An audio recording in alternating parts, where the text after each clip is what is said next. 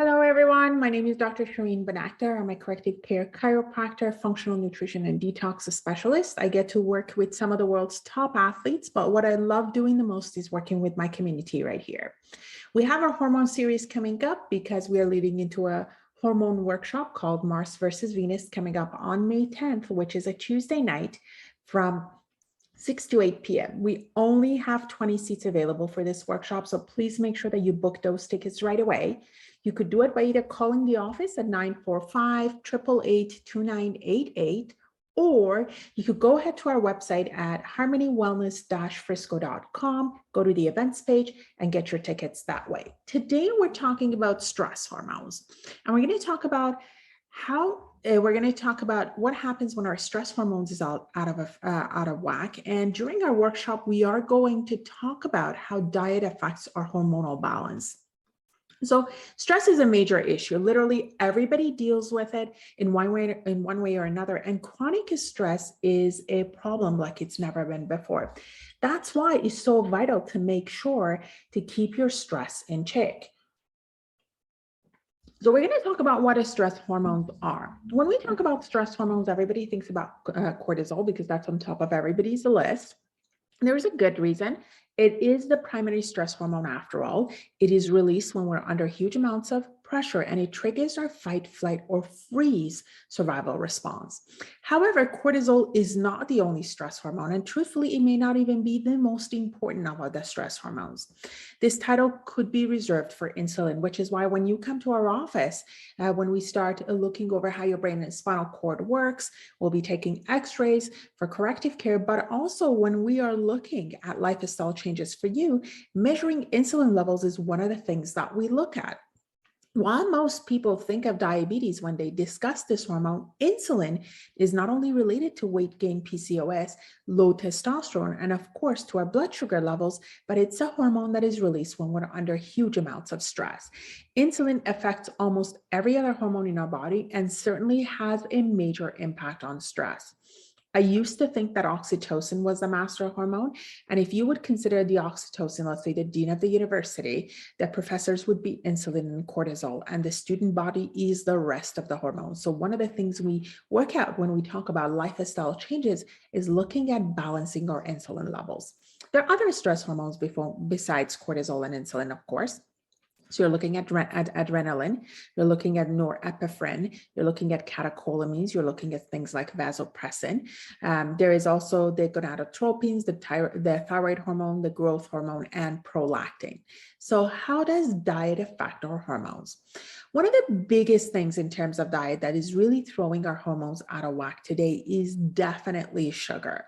The brain fog, the memory loss, the increased risk of dementia, all of those are coming from a diet that is high in sugar that creates insulin surges and insulin resistance. So we have a harder time using glucose than we've ever had before. The second thing that we're actually practicing, and many of the hormonally disruptive women and men have it, it's that whole 3 meals, 3 snacks a day. And I'm going to tell you that when they started recommending that, it came with a research that showed that if you ate more meals, that you would burn a few more calories during the day.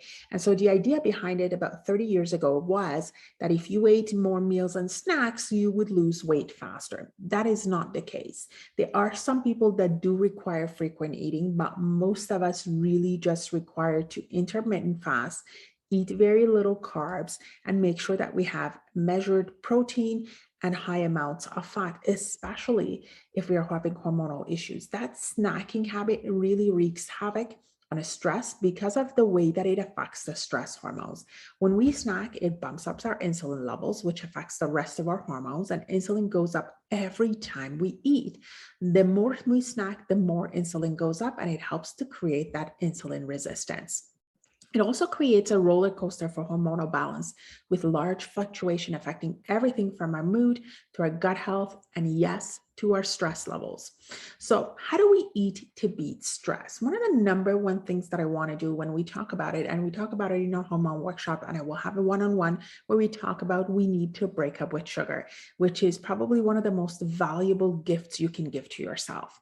You want to practice intermittent fasting. That won't come very quickly. That comes only when you're keto adapted. There are many benefits to intermittent fasting. That includes managing and helping our stress.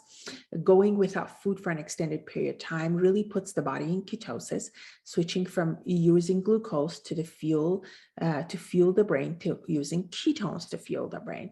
You always, of course, want to keep at least 4 hours in between meals because you need to get your body sensitized to glucose. Now, you could follow a green keto diet. That is probably one of the best things. There are many ways to do keto. And I know that some of the ketos are not clean. They include a lot of dairy in them, and you want to stay away from non-clean ketos. The best way to get that metabolic stability is to do a green keto. You want to monitor your urine pH levels. And when you're my patient, that's one of the things that we do. I will teach you how we're monitoring that so that you can become keto adapted. And of course, you want to pinpoint your outside stresses. It's not just about what you eat, it's also about who you're eating it with. And are they stressing you out? If that's the case, it doesn't matter how amazing your food is. We want to talk about avoiding toxins. So what are we? Okay, let me make sure. We are what we ate. That's what I wanted to say. It is important to consider that not just what they ate, but how they lived and how they died. And that comes into play with additional stress hormones getting into our system. And that really affects our physiology. So you want to avoid foods that are sprayed with herbicides and pesticides, along with animals that have eaten the foods that contain the harmful toxins. Why? Because they act as endocrine disruptors that throw our hormones out of balance. So we know it. And another thing is, I don't want you to eat too late. We know that if we eat after 7 p.m., our body's going to increase more of that insulin hormone, as much as 30 to 70% in some of us, as compared to the same meal that we ate before 7 p.m. And that is huge.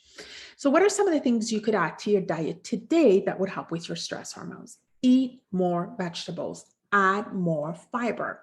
You want to add a lot of healthy fats like olive oil, avocados, MCT oils, coconut oils, wild-caught salmon, grass-fed beef, bison.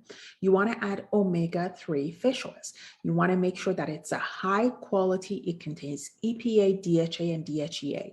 You want to add adaptogens, things like maca root, ashwagandha, rhodiola, ginseng, turmeric.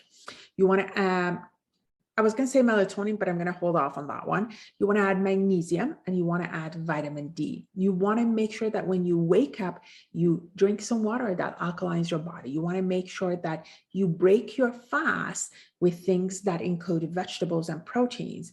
And we'll talk about what it looks like, or what it should look like with your system to balance those hormones. So for those of you that enjoyed this, please give us a like. Make sure that you follow us on YouTube and Instagram and Facebook, but most importantly, make sure that you make the time to come into our hormone workshop coming up May 10th from 6 to 8 p.m., where we're going to go over what hormone balances look like, what causes the hormone balances, and what are some of the things you could do to help yourself naturally. Again, my name is Dr. Shireen Benactor. Thank you for watching our video from the Talk with a Doc show. And please go ahead and reach out to us. You can go ahead to our website and see any of these things that we talked about at www.harmonywellness-frisco.com. God bless. Remember who you are.